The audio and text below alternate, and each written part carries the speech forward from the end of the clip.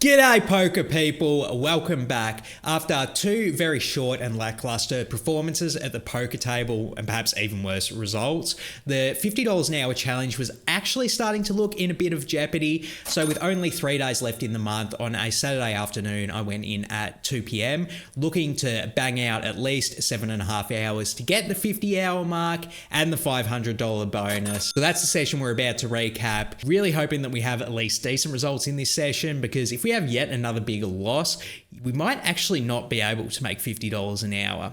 So let's sweat it out and get into the most interesting hands we played in this extended session. Let's not waste any more time and get to gambling. Let's gabagool. Straight into the 1-3 streets today for 1,000 bangers. No need to donate more money to the 1-2 player pool today. Fortunately, that is not my best game. We start this game four-handed. I pretty much insist on getting started as soon as we possibly can when we open a new table. I just think once you start playing, people just naturally come. And if you sit there waiting, they don't come. We are playing four-handed 1-3, and it falls to my button with 8-5 offsuit. Honestly, I'm probably opening any two cards on the button when I don't expect either of the blinds to 3-bet me without like Queens plus, which is usually the case in 1-3 in all honesty. So I go ahead and make it 10, and then I get called by both the blinds. See, they didn't 3-bet me. So we are three ways to a flop of King 7-4 with two clubs. When the action checks to me, could go either way between checking and betting here. We do have equity with our gut shot, so wouldn't mind seeing a turn for free, but it's also another reason for us to bluff. We can pick up equity on different turn cards. I decide to choose the aggressive option, as I'm prone to do. I go ahead and c-bet for 15 here. And then both the blinds call, and I immediately regret c-betting until we see the turn, and it's the 6 of diamonds, baby. Let's go. We turn the gut shot. We turn the nuts. Now I'm very happy that I opened this hand and c-bet. The small blind checks it over to a unknown big blind who actually leads out for 60. And immediately I start thinking about the motherfucking mirage. I am loving this spot. I think it's very likely the opponent turned two pair, or they did slow play a set on the flop, since players love doing that, and then leading it on the turn. So I think their range is pretty strong here, so it's a no-brainer raise spot in my opinion. I go ahead and make it 200. If I had this spot back as a small nitpick, I probably would raise a little bit larger. I think the opponent's not going to fold two pair a set, even if I go like 300. Maybe if I rip it all in, they would start to make some hero folds, but I think I could just get a little bit more value on this street when I do have the nuts. So I go ahead and make it 200. Small blind folds, and the big blind is in the tank probably a good 60 seconds or so before throwing in the call. So it still heads up to a river, which is the Queen of Clubs. It's not the best river card in the world when the front door flush gets in, but then the opponent checks it over to me. And now if my read is that they have a bunch of two pairs and slow played sets on the flop, I think I've just got to rip it all in here for value. Some possibility that the opponent does have the nut flush or some flush when they do take 60 seconds to call on the turn. I think they've got enough sets and two pairs in their range that I'm happy value owning myself here sometimes with a shove. So I rip it all in for 375. The big blind calls, I show my hand, and then the big blind shows Jack 2 of clubs. Ugh. So this, unfortunately, was one of the times we did value own ourselves with a shove here. Don't hate the play or anything, just running into top of range and running bad to kick the session off. So one other player joins the table, so we're playing five-handed for this one, and it happens about 5 minutes after the previous hand, and this time we wake up with a much stronger hand because we've got pocket queens in the cutoff, baby. Let's go. Pretty much the polar opposite end of the spectrum to the 8-5 offsuit, but also a hand strong enough to raise. I go ahead and make it 10, and then a tight aggressive big blind 3-bets me to 20, and then they get cold called by both the small blind and the big blind. When the action folds back to me, I think this is a pretty clear-cut 4-bet spot. I mean, in my head, I had the idea that the button is 3-betting the 2x with a super tight range, like they have aces or kings and they just don't want people folding pre-flop. But if my read on that is wrong, I'm letting them realize so much equity in position on me, particularly when I've got two other cold callers who can definitely still call my 4-bet with weaker hands, since I think they're cold calling with a lot of like pocket pairs and suited Broadway type stuff to the 3-bet. So pretty clear-cut 4-bet spot. I played super cautious and just call. Really hate this play. I think I'm just giving up so much equity to whatever the button has. And even if we do 4-bet and then they 5-bet us, like then we know for sure they have aces or kings and we get away. I just really hate this flat here. But We all make mistakes sometimes, me especially, and calling here is a mistake, but I do it anyway. So we are 4 ways to a flop of Jack 6-4 with 2 hearts. The action checks through to the pre-flop 3-better, and then they continue betting. They go ahead and make it 45. The small blind folds, and then the big blind calls. The action's back on me here, and my read pre-flop was that the opponent does have a super strong range, aces and kings, and when they c-bet rather large into 3 different people, that's just further inclining me to believe they have that type of range. So honestly, if my thinking is to be consistent, I should just be folding queens here because their range is ahead of me. I throw in the call though. Really don't like how I'm playing this hand so far. If I think their range is wide enough for me to be calling on the flop, I definitely should have 4-bet pre-flop. So yeah, just inconsistent thinking, and I think I'm not 100% dialed in and playing super well. Whatever the case, I do call, and we have 3 ways to a turn where we get bailed out a little bit because it turns a queen of clubs. We do to make top set. Now I'm really hoping the button does have aces or kings. We both check it over to the button, and then he continues betting for 110, and then the big blind is in the tank for what feels like 15 years, and then 18 years later they do throw in the call. The action's back on me, and we are 435 effective with the button, so it's pretty much the most no-brainer, all in spot here, trying to get value from their aces and kings. I rip it all in, and then the button calls and the big blind folds, so we are loving this spot. We have the nuts, and we're all in with against the opponent who probably has an overpair. I fast roll him, I show him my pocket queen straight away, and then he shows 5-7 of hearts. So wow, I made an awful read pre-flop. This opponent was 3-betting me super wide. Definitely should have punished him with a 4-bet. Whatever the case though, we are all in. My top set against their massive combo draw. Have to fade 1,000,000 outs on the river. And then the river is the 8 of clubs. Oh, the opponent gets there with their combo draw. And honestly, we 100% did this to ourselves. Really don't like my line pre-flop and on the flop. I mean, the turn play's fine. And sometimes you just cop bet beats. No worries about that. It's just, definitely a bit of inconsistent thinking on my part and getting max punish for it on this hand. So we're about 15 minutes into the session, and it's not the hottest start I've ever had to a session. The table is filled up at this point. Despite that, the action still folds around to my button, and I have Jack 2 of diamonds. If I open 8-5 offsuit on the button, I'm definitely opening Jack 2 suited. I go ahead and make it 10, and I get called by both blinds. So we're 3 ways to a flop of Queen 9-6 rainbow with 1 diamond. Both the blinds check it over to me, and probably a bit too loose to be betting into 2 different people. I do it anyway. I c-bet for 15, and it doesn't work because both the villains call. It's not quite ideal until the turn is the 10 of hearts, giving us an open-ended straight draw. Both opponents check it over to me, and I think we have a pretty interesting spot here. I'm very tempted to continue barreling just because we did pick up equity, but I don't know if it's that great of an idea. I think both the opponents are going to have a lot of 2 pairs on this board, as well as probably King-Jack pure, so they do have two pretty strong ranges, so maybe I shouldn't continue barreling. That's no fun though. I keep bluffing at it. I go ahead and make it 40, and then I get called by the small blind and the big blind folds. Not in love with that play, but hopefully we can get bailed out on the river. And the river does improve us because it's a Jack of clubs. It gives us a pair, but then the small blind leads out for 60. And now my single pair absolutely shrivels up, and I'm positive I'm behind here. I think it's very likely the opponent has a King X, probably King Queen or King 10. I think King Jack probably would have check raised me on the turn, but do give him credit for plenty of kings. Also 2 pair, not totally out of the realm of possibility either. And I start getting some evil thoughts in my head. Well, the opponent probably doesn't have ace king. I mean, if they 3-bet me with 7-5, they're probably going to 3-bet with ace king. So I'm wondering if an all in here as a bluff would work, since could very credibly represent ace king. But after 15 seconds of tanking, I'm like, do I really expect a 1-3 player to fold a straight here? The answer's no. I just decided to fold my Jack 2 suited, and then the villain was actually kind enough to show me they did have Ace King suited. So there you go, 3-betting me with the 7-5 and not the Ace King. Hey, it is what it is. I'm just glad I didn't get feisty on the river and blast off yet another stack.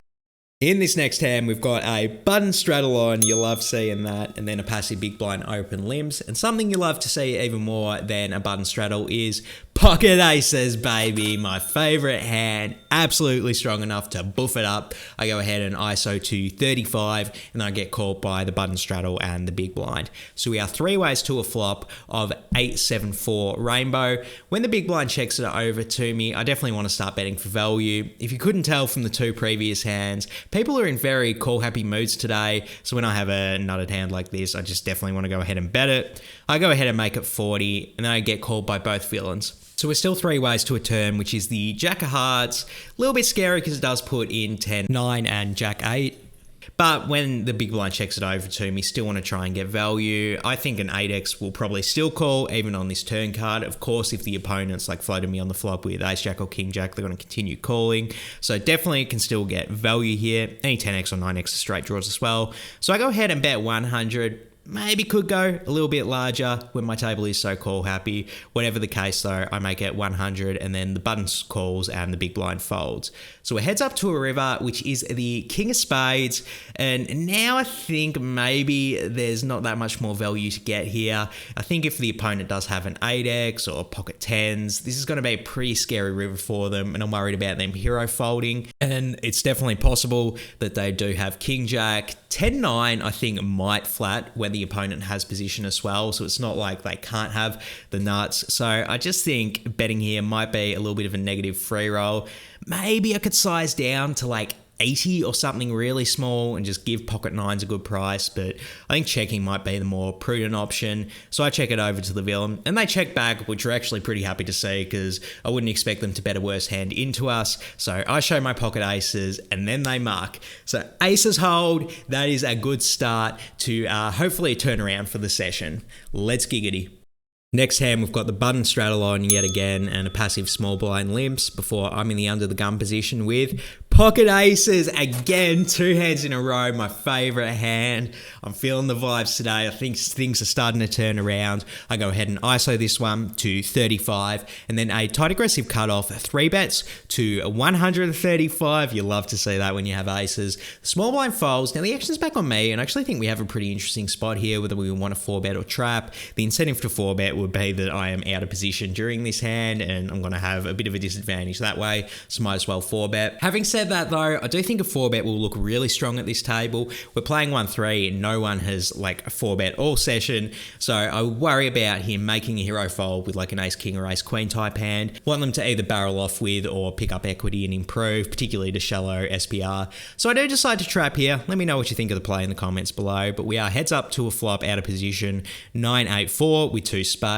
I check it over to the villain who goes ahead and bets a 75. Really don't like when they use a small sizing like this. I think it's very likely they're just stabbing with an ace king, ace queen type of hand. If they had a bigger overpair, I think they probably would just use a larger bet size. So when they do bet small, I think we just have to call here. I think a check raise will probably fold out most of their range. So might as well call and hope they pick up equity on the turn or river or keep bluffing. So I throw in the call here and we heads up to a turn, which is the 6 of spades, putting in the front door spades and giving us the nut flush draw. I check it over to the villain who checks back pretty quickly. So we get to see a free river, which is the 3 of clubs. Now I think we have another interesting decision. We could either go all in for the 390, we could down bet to give my opponent a price to hero call with ace high, or we could check it over to them to induce action. Let me know what you would do in the comments below. I could really see using any 3 of the options. In game though, I decide to rip it all in, just throw my hands up in the air. Hey, I hope you have kings or queens and you decide to call the all in. I don't know how I feel about this play. I think the river's really tricky and you could go any 3 of the options. But in this game, I went ahead and made it 390 and then the cutoff looks absolutely pained and he ends up tanking for, honest to God, a solid 7 minutes. I know I exaggerate people's tanking sometimes, but I was watching it because I'm recording this hand and this guy was draining my battery with his excessive tanking. Whatever the case though, I'm just sitting there. Honestly, I start watching the TV because I got so bored with the guy's extended tank. And at some point he says to the table, oh, could someone please call the clock on me? And I'm just like, bro, you're the one making the decision here. What the fuck are you talking about? Anyway, whatever. It was a bit annoying, but then after 7 minutes of tanking, he does fold. He asks to see what I have. And I mean, if he's watching the vlog, he'll see, but there's no shot in the world I'm showing anyone what I had after they tanked for 7 minutes. Like, you're wasting my time, bro. No, I'm not doing you a favor. So anyway, I end up mucking my hand and he ends up insinuating later that he had pocket kings with the king of spades. I don't really buy it, to be 100% honest with you. If he did fold that hand, he made a good fold, but I can't imagine that hand would fold. Whatever the case though, shouldn't complain too much. Annoying villains aside, we rake in another pot. Aces do not get cracked and the session is starting to turn around. So things are switching in the session. We get a limp from an under the gun passive player, and then I'm in the low jack with king queen offsuit. I ISO it up to 15, and then I get called by a pretty short stack button as well as the under the gun limper. So we're 3 ways to a flop of queen 9-3. So let's go. We do hit the top pair.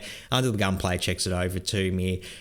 Like I said earlier, this is a very call happy table, so definitely just want to go ahead and bet when I have a hand of strongest top pair. I make it 25, and then I get called by both villains. So we are still 3 ways to a turn, which is a 7 of diamonds. The under the gun player checks it over to me, and the button has 110 in their stack, so really just trying to get all in with them. I decide to bet 100 here, and then the button does rip it all in for 110. Under the gun player folds.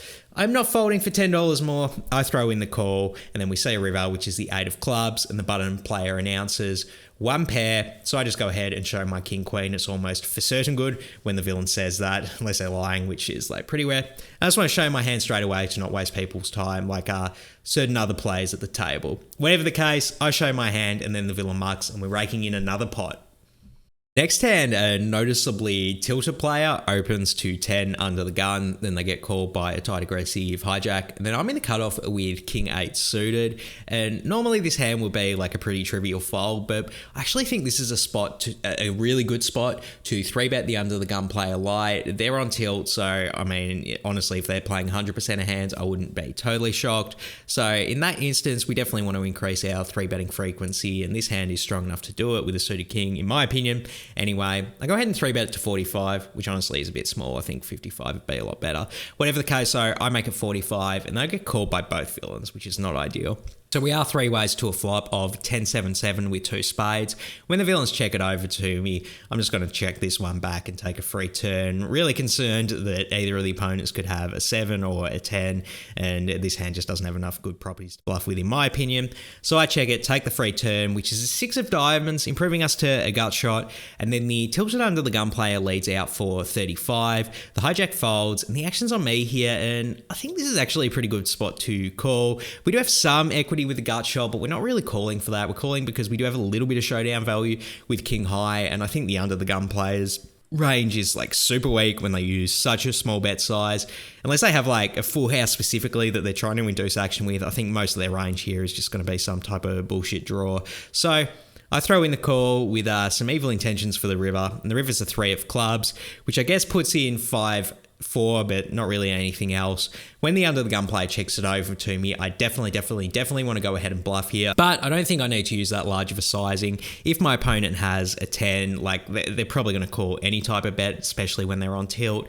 So I think most of my bluff targets are just going to be like missed ace high draws, and even some of the draws we actually do beat with king high, but I just want to bet really small to fold them off at the ace high. So I go ahead and make it 50. Then the villain folds pretty quick. So there you go. I don't always overbet bomb it when I'm bluffing. Sometimes a small bet will get the job done, like in this one.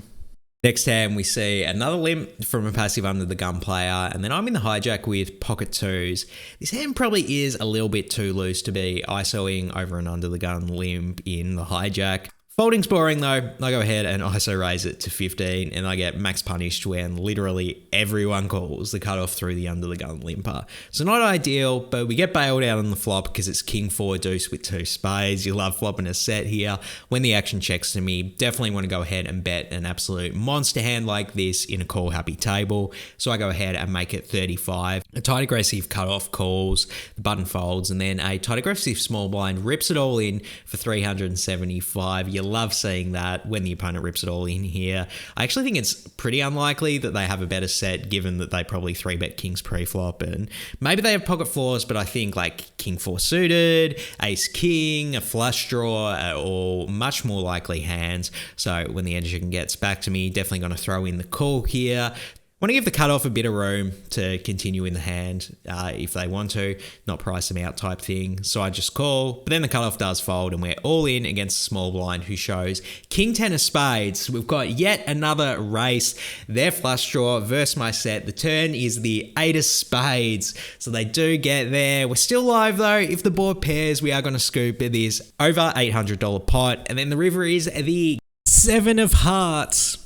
So there you go, we lose yet another flip. Definitely getting waxed by variance pretty hard today, but still taking accountability for my own mistakes. I probably am VPing a bit too wide in this session, in all honesty. Next hand, we've got yet another button strata line. Let's go, buffing the game up a bit. And I'm in the small blind with King Jack of Hearts. I go ahead and raise it up to 30, and then, not surprisingly, I get 4 different callers at this call happy table. So we are 5 ways to a flop of 8-5-3 rainbow with 1 heart. So yeah, definitely not going to be c-bet bluffing this hand into 4 call happy players. So I check it, and everyone else checks as well. So we get a free turn, and I'm glad we did because it's the ace of hearts giving us the nut flush draw.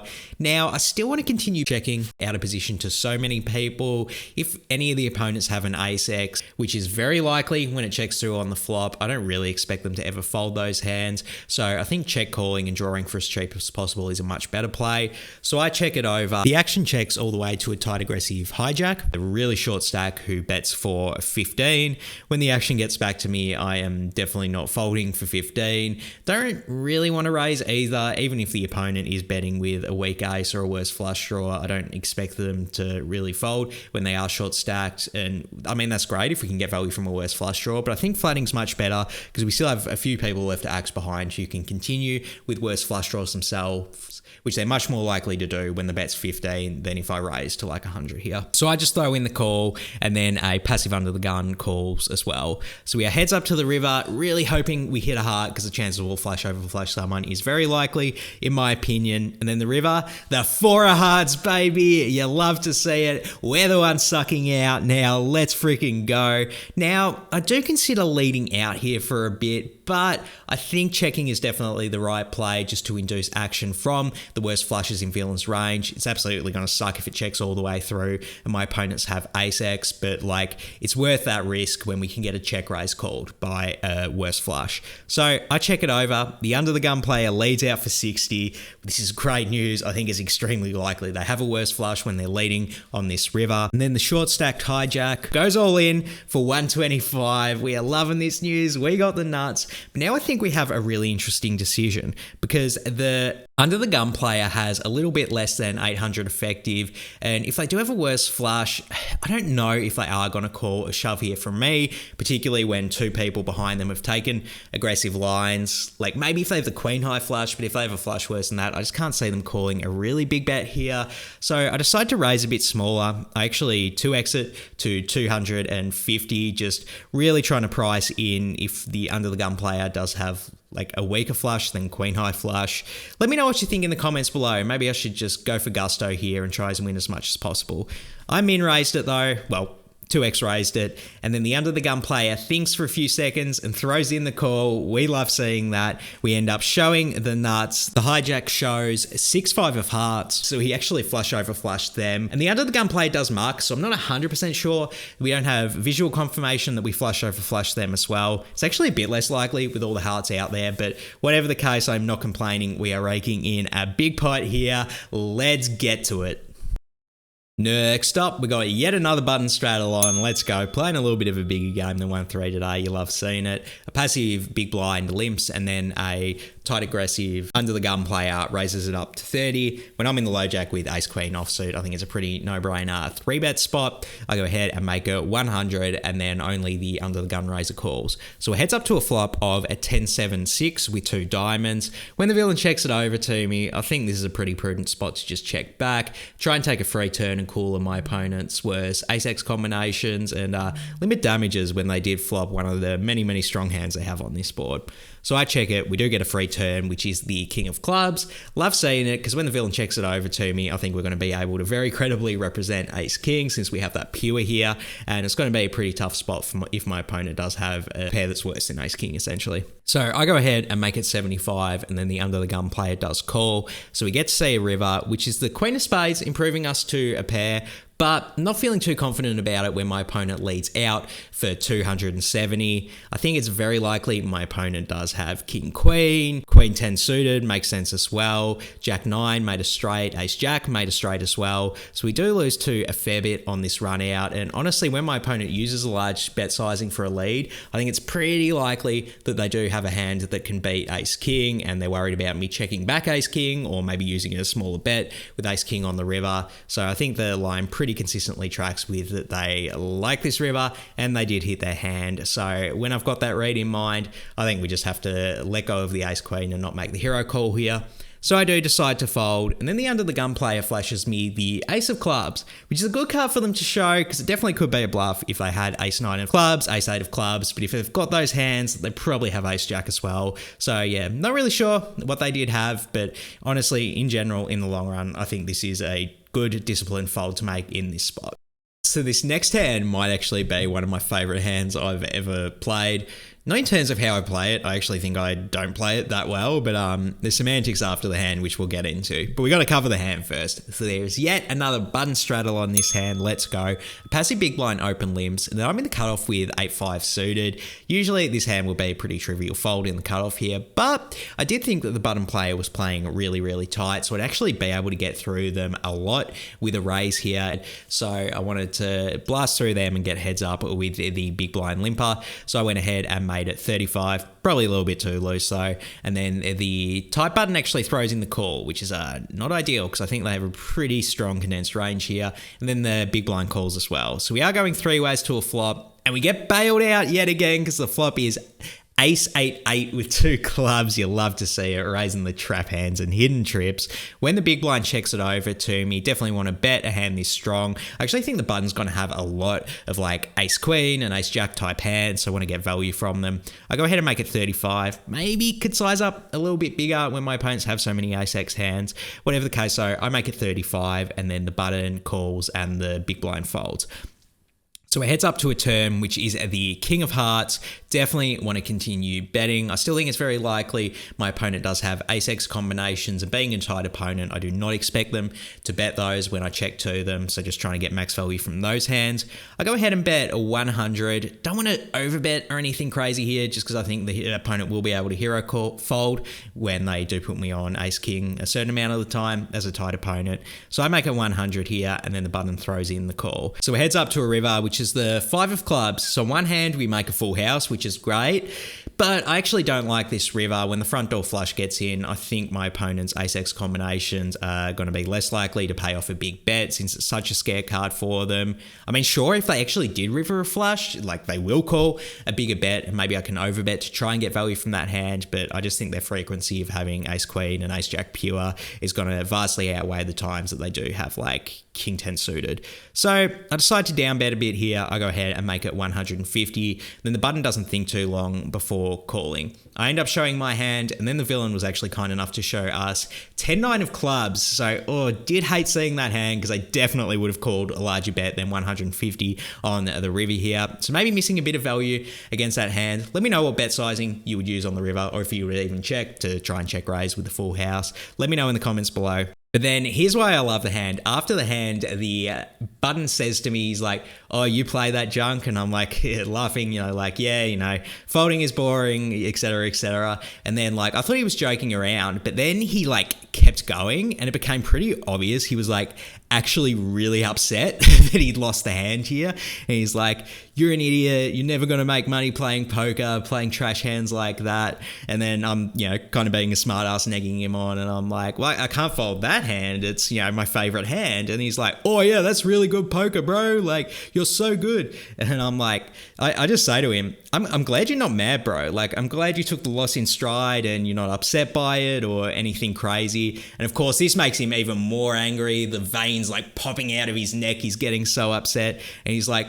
I'm not mad. I want you to keep playing like that. I'm going to win so much money off you. So it was pretty funny watching him go off. And he actually, after a while, he did end up calming down a little bit. But then he played a hand against someone else who got there with some bullshit flush draw or whatever. And then he had pretty much the exact same ramp against that player. So, maybe dealing with some unhinged people at Turby Lane or whatever, but I'm not complaining. It was fun to troll this guy a little bit and take his money. Session has been going on over 10 hours at this point, and I'm getting pretty exhausted despite my fun little fights with people at the table. So we've got one last interesting hand before I pack things up and declare this a challenge over, because we're way past 50 hours even at the table at this point. So we've got the $6 straddle on, and then literally everyone at the table limps up to me, and I peel Queen Jack of diamonds in the hijack. I go ahead and ISO it to 45, and I only get called by a passive big blind and the loose aggressive low jack limper. So we're 3 ways to a flop of 7-4 deuce with 2 hearts and 1 diamond. When the action checks to me, I don't mind c-bet bluffing with this hand. This isn't like an ace queen or an ace king where we're going to benefit from taking a free turn and cooling all my opponent's worst ace x. If my opponents have a queen or a jack that's better than me, we're pretty happy to fold that out now. Plus, we've got some backdoor draws that we can barrel on with the diamonds and whatnot. So good spot to c-bet bluff, even into 2 people in my opinion. I'll go ahead and make it 60. And then both villains call, which it's been the theme today. Maybe we should stop c-bet bluffing into call happy opponents. Whatever the case though, we do get a turn, which is a beautiful 3 of diamonds, giving us the flush draw. You love to see it. When the villains check it over to me, interesting spot whether we want to keep barreling or try and take the river for free. I think barreling probably is the better option. If my opponents do have like 7x, pocket 8s, pocket 9s, they're going to be pretty hard pressed to call off when it looks like I really have an overpair with a double barrel here. Having said that though, we are at a call happy table and maybe my opponents will not be inclined to fold those hands and I should just try and take a free river to get them on the river. I decide to bet here. I make it 175, and honestly, I think this is a mistake. Shouldn't be bluffing into call happy opponents, and I think this is the fatigue of a 10-hour plus session starting to kick in. Whatever the case though, I make it 175. The big blind folds, but then the hijack rips it all in for 410. Hate seeing that, but given the price and how much equity we have in the pot, I think we cannot be folding. I think it's pretty likely that my opponent does have a hand that's pocket 8s or stronger, including 2 pairs, sets and straights. But even with that in mind, we just can't be folding getting this good of a price since I'm almost certain that our diamond draw is good. Maybe our queen and jack draw is good as well. So I do throw in the call and then the opponent shows us 3-2 of clubs. So they made 2 pair and we are not going to be good with our queen or jack outs. We do need to hit a diamond, so we're off to a river, which is the 9 of hearts. That's no good. The opponent is going to get us on this pot, and this is the last interesting hand we played because I think the exhaustion has taken over and not playing the best. So there you have it, the most interesting hands, and there are a lot of them I played over this 10.5-hour session. So I put in work on this session, blew past the 7.5 hours I needed it to. Very happy that I did put a lot of volume in this game. I'm happy about that, but some of the decisions I made in hand I'm not overly happy with. I do think I definitely had a bias towards over-aggression and just playing too many hands pre-flop. And yeah, sure, I did get walloped by variance during this session, but I mean, part of it was my own fault, like with the pocket 2s, ISOing in middle position over a limp's just way too loose, 8-5 offsuit, opening on the button. I mean, it's not awful, but probably just a little bit too loose. And that was a bias I had this session. Too loose, too aggressive, particularly in a call-happy game. And I think I missed the opportunity to just knit it up a bit and wait for good spots by playing too aggressive. I think that was reflected in the results of the session, ended up losing $706. Now, how that affects the challenge, I went into today saying that I could not incur another big loss and maintain over $50 an hour. Fortunately for me though, this loss was not big enough to drag us below the $50 an hour, ended up winning $2,677 across 53 hours, which leaves us with a hourly total of $50.51. So let's freaking go. We maintain just barely over the $50 an hour. But it's actually going to be a lot more than that because we played 50 hours in the month of October. We do collect the $500 bonus, which I said from the start definitely does count towards the challenge. So our real overall hourly for the 50 hours is $59.94. So absolutely blasted past the $50 an hour mark, and very happy with myself to put in the effort and grind 53 hours. Definitely made a lot of mistakes over the course of this month and this challenge, and there's a lot to improve going forward. And I will say, despite me being happy that I put in the effort to achieve this goal, 53 hours is not a long enough sample to realistically say what your win rate is going to be in any given game. Variance is way too high for this to be an honest portrayal of what the hourly is. So The natural extension of that is I should put more hours into this game. So the very next month, I came back to Derby Lane to play another 50 hours of 1-3, seeing if I can still maintain a $50 an hour win rate over a longer sample size. So to see how the next month works out, make sure you hit subscribe and you're going to get the next video where we're still fighting to maintain this $50 an hour win rate. Well, $59 an hour, if we maintain that, I will be absolutely laughing. For now, though, I'm out of here. Adus.